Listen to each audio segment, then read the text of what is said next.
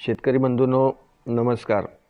शबरी कृषी प्रतिष्ठान संचलित कृषी विज्ञान केंद्र सोलापूर मार्फत आपण सोयाबीन उत्पादन तंत्रज्ञान आज पाहणार आहोत। यामध्ये सोयाबीनच्या सुधारित वाण, त्यामध्ये MAUS 162, KDS 726, JS 9560, JS 2029 आणि JS 9305 म्हणजे लवकर परिपक्व होणारे वाण आपण पाहत आहोत। समूह आद्यरेखा प्रात्यक्षिक मार्फत कृषी विज्ञान केंद्राने त्या ठिकाणी प्रात्यक्षिकं घेतलेली आहेत। याबरोबरच आपल्याला बीज प्रक्रिया जी करायची आहे त्यामध्ये प्रथम आपल्याला रासायनिक बीज प्रक्रिया करायची आहे। थायरम या बुरशीनाशकाची बीज प्रक्रिया करायची आहे व त्यानंतर रायझोबियम व स्फुरद विरघळणारे जीवाणू प्रत्येकी 25 मिली प्रति किलो बियाणे या प्रमाणामध्ये याची बीज प्रक्रिया करायची आहे। जीवाणू संवर्धकाच्या बीज प्रक्रियेमुळे नत्र स्थिरीकरण होते व स्फुरद पिकासाठी विद्राव्य स्वरूपामध्ये उपलब्ध होतो। सोयाबीनची पेरणी ही 5 सेंटीमीटर खोलीपर्यंत आणि 2 ओळीमध्ये जास्तीत जास्त 18 इंच अंतर राहील या पद्धतीने आपल्याला ट्रॅक्टरच्या मदतीने किंवा तिफणीच्या मदतीने करायचे आहे। याकरिता BBF यंत्राचा वापर केला तर अतिशय उत्कृष्ट एकरी 20 ते 25 किलो बियाणे आपल्याला सोयाबीन पिकासाठी वापरायचे आहे। पेरणीनंतर लगेच आपल्याला त्या ठिकाणी मूलस्थानी जलसंधारण करणं गरजेचं आहे।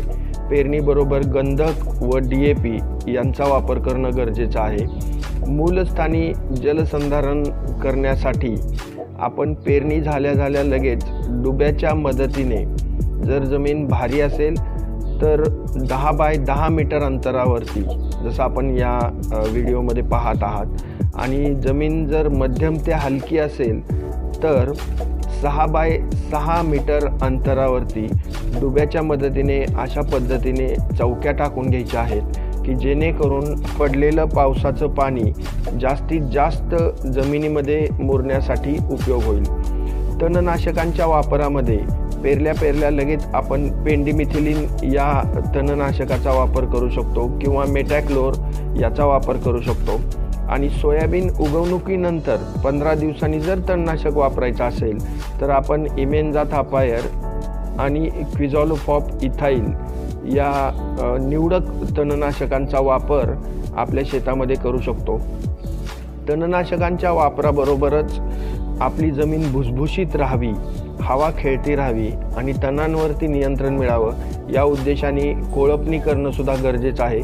सोयाबीन पिकामध्ये 2 कोळपण्या करणं सुरुवातीच्या अवस्थेमध्ये, म्हणजे पहिली कोळपणी 15 दिवसांनी आणि दुसरी 25 ते 30 दिवसांनी करणं गरजेचं आहे। सोयाबीनमध्ये ज्या विविध किडी आपल्याला आढळून येतात त्यामध्ये चक्री भुंगा असेल किंवा त्या ठिकाणी पानं खाणारी, तंबाखूवरील पानं खाणारी आळी ही सुद्धा कीड सोयाबीनमध्ये मोठ्या प्रमाणावरती दिसून येते। शरीरावरती ठिपके काळसर ठिपके असतात आणि आपण इथे पाहत आहात की तंबाखूवरील पाने खाणाऱ्या आळीचा प्रादुर्भाव कशा पद्धतीने होतो।